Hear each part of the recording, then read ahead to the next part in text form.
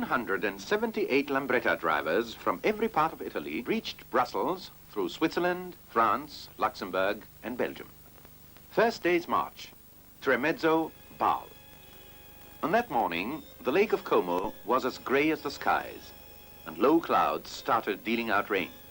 Yet safely sheltered in waterproof overalls as we were, rain was certainly not a valid obstacle. Our march was stopped but for a few minutes by the customs at the Italian-Swiss frontier. Smiling and courteous customs officers in front of 178 silent Lambrettas in good order.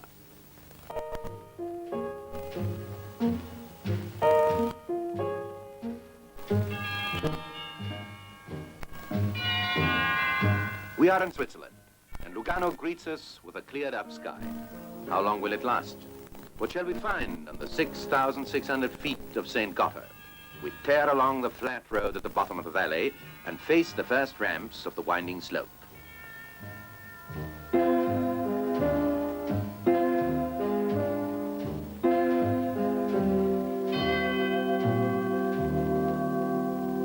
One mile after the other, at each turn we get higher and temperature lower. Yet our engines keep singing cheerfully like a mountain choir.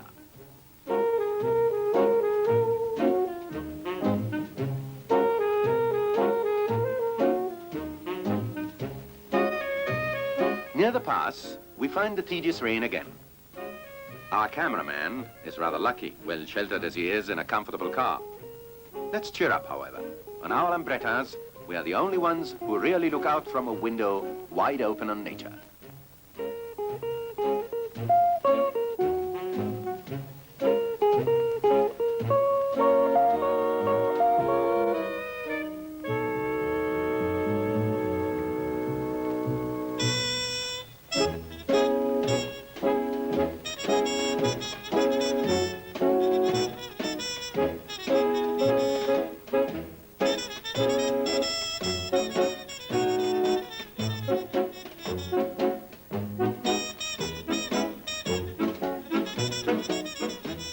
A few minutes stop at the pass. A drop of brandy with that snow.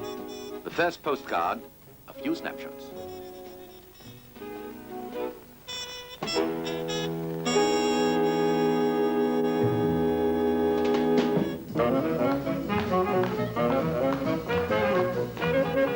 A beautiful road invites us to slide down. Actually, it also invites us to appetite. But food supplies are perfectly organized already in the restaurants of nearby Andermatt.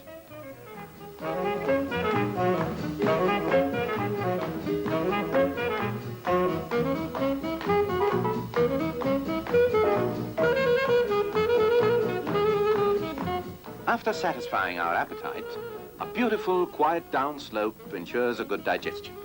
We have done more than half of a day's march. It's about time to think of the tanks of our Lambrettas.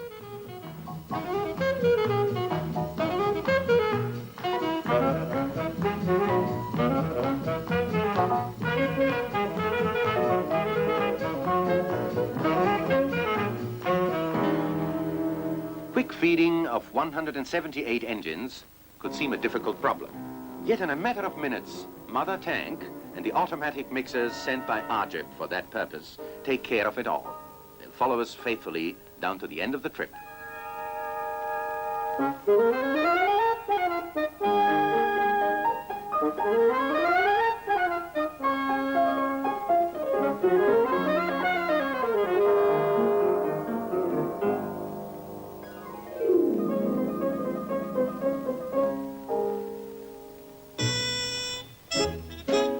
The Lake of Four Cantons greets us with a peerless landscape. The road along the edge again and again breaks through the mountain. After each tunnel, the landscape is a surprise.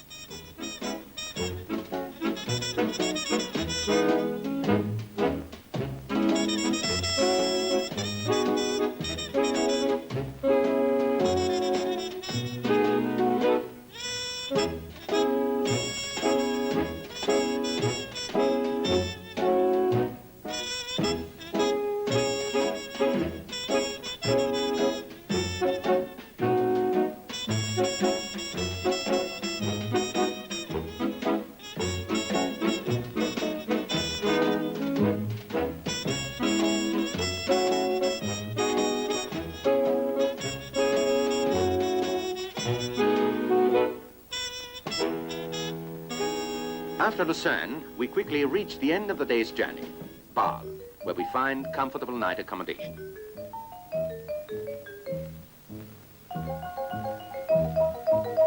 Bâle, crossed by the Rhine, is one of the liveliest Swiss towns.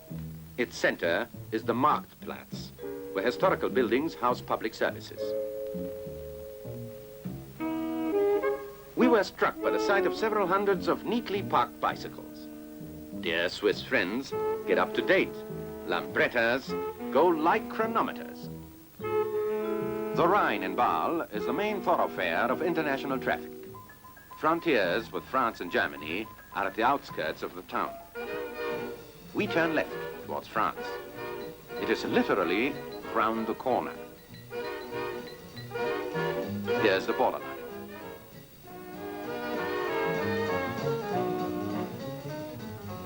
Today's journey will take us from Bâle to Luxembourg. A quick glance from the French customs officers, and we proceed northwards.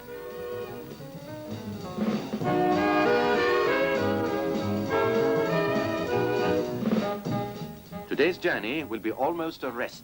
190 miles, yet nearly always on a flat road with little traffic. A pleasant drive, with one interruption only at lunchtime in Nancy.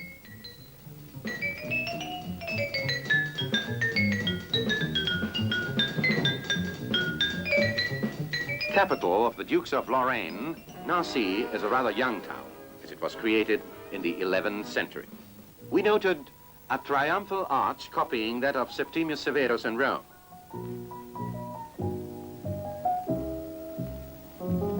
The fountains on Stanislas Square, framed by gilded grates. The Ionic colonnade of the governor's palace.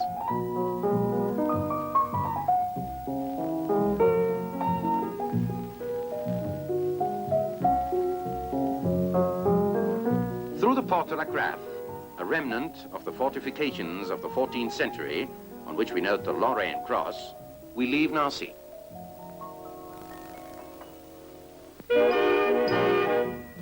We cross the Moselle, excellent wines in this region, and proceed regularly on our way towards another frontier. Here comes Évrange, between France and Luxembourg. Preceded by the road police, our troop enters the Grand Duchy. A few more miles, and today's journey will be over.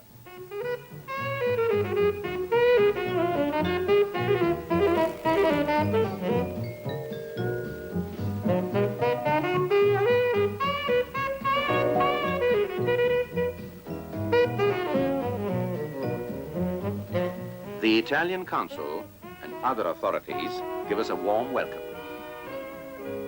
Luxembourg, nearly 1,000 years old, is the capital of this small state of 300,000 inhabitants.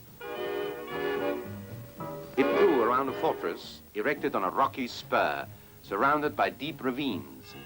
And in the Middle Ages, its natural protection made it an impregnable stronghold.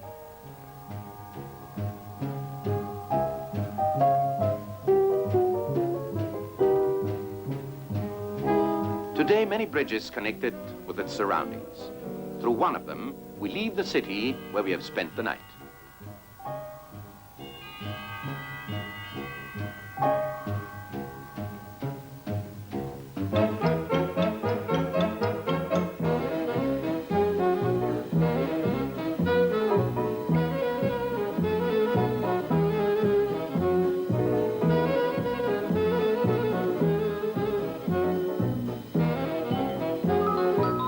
Today's journey, Luxembourg-Brussels, 130 miles.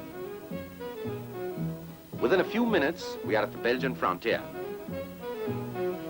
Again, police on motorcycles show us the way.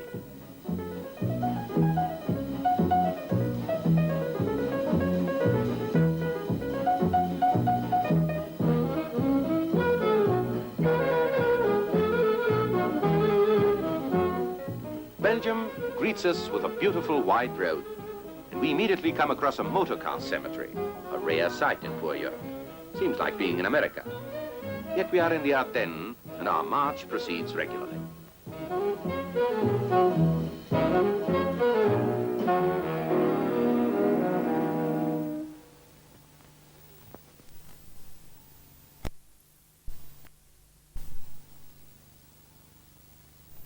as Bastogne, which saw in 1944 the heroic resistance of the Americans encircled by the Germans. A singular monument commemorates General Patton's victory. Between inviting plains and mild hills, the perfect ribbon of the road unrolls rapidly.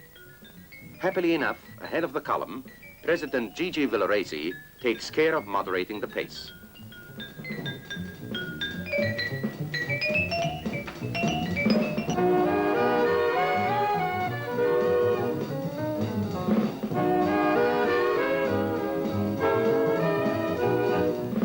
After stopping for lunch in Namur, we resume our regular march. We must reach Brussels before sunset, at the same time exactly as the members of 108 Lambretta Clubs from 11 other European countries will arrive.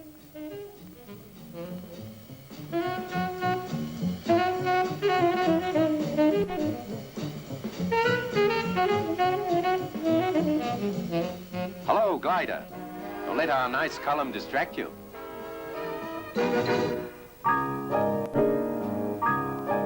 We enter Brussels through the Jubilee Arch. It's a triumphal arch, but we pass there only because we have to. Yet, even without thinking of triumph, we feel rather satisfied. We were 178, including one woman, when we left. Here we are, all of us, in perfect time and in good health, except for a few colds. With us also arrived the auxiliary transport, Mother Tank, the mixers, the workshop and maintenance wagons, and the doctor, who only dispensed aspirin.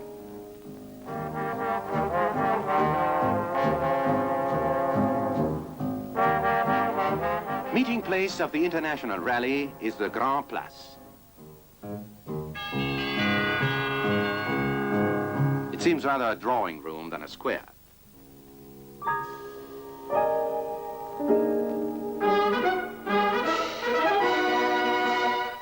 Thousand Lambrettas from 11 European countries are gathered in front of the town hall, from which the Gothic spire arises nearly 300 feet high. The various flags wave merrily. England, France, Belgium, Switzerland, Denmark, Austria, Germany, Spain, Italy.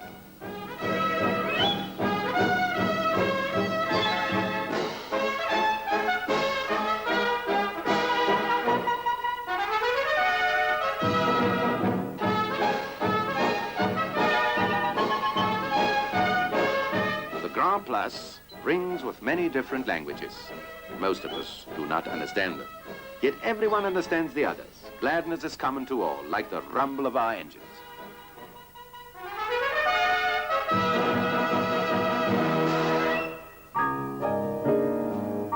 Impossible to come to Brussels without noticing its very modern emblem. Posters, stamps, and travel leaflets made it known to us. The atomium. Here it is for good and all. What else do we remember from Brussels? The Gothic Cathedral of Saint Gudule, started in 1225, standing on a very modern square with its two unfinished bell towers.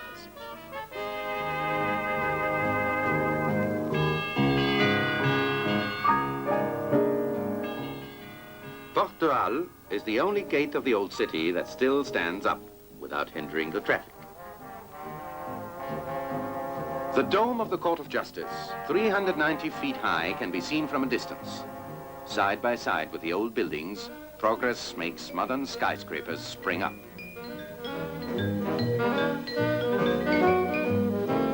Thoroughfares in the center of Brussels look like those of any other capital. The same buildings darkened by the stern patina of time, the same daily traffic, the same twinkling multicolored lights at night. The Grand Place alone, soaked in faint light, is a nightly sight of peerless beauty.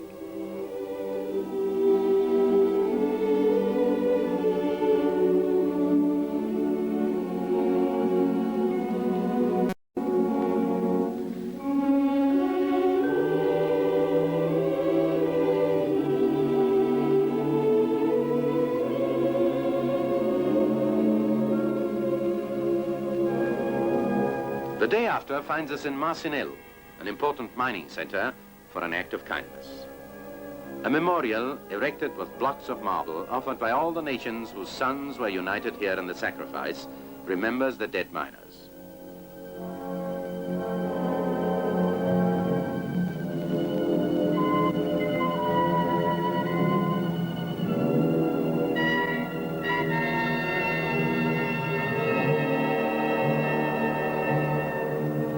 We came here as a simple mark of friendly memory.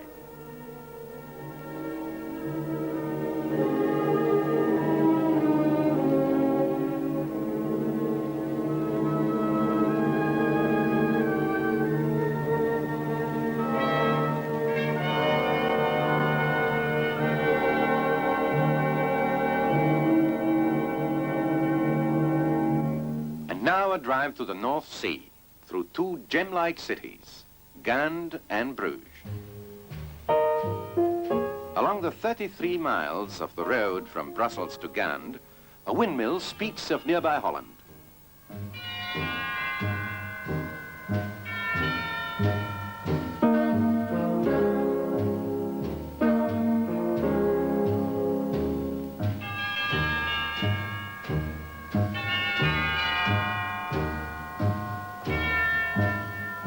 Stop at Gand for a little while. You'll understand from these pictures why we all wanted to stay longer in this wonderful place.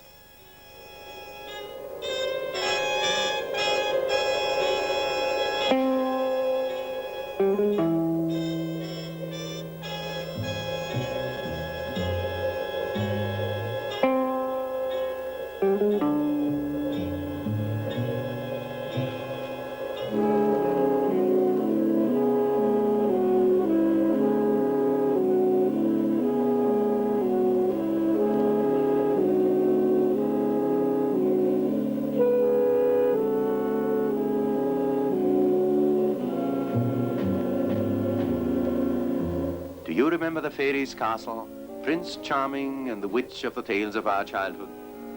No doubt they were born here.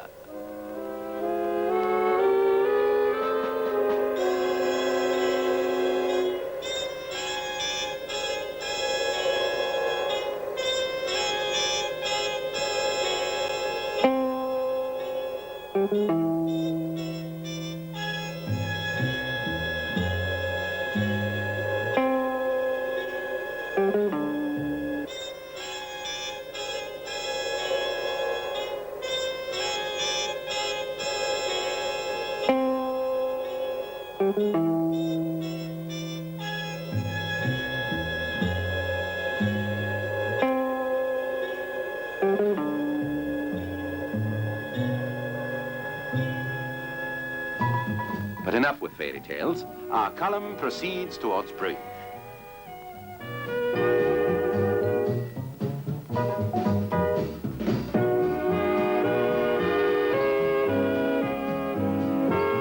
With unaltered medieval aspect and old houses with scalloped gables recalling its famous lace, Bruges greets us with the merry sound of its renowned chime.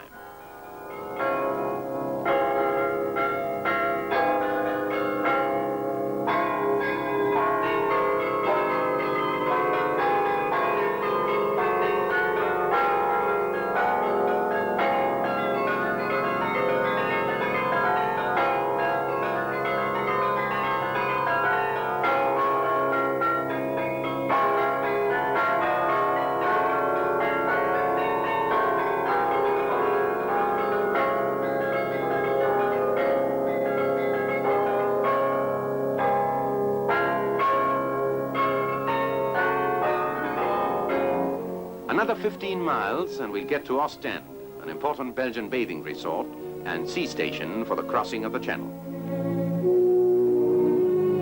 We have covered 700 miles. We left the Mediterranean and reached the North Sea.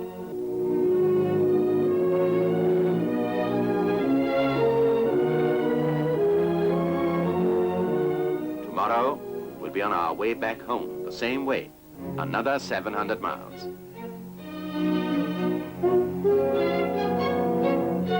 Thank you, dear, faithful Lambretta. And see you again at next year's rally.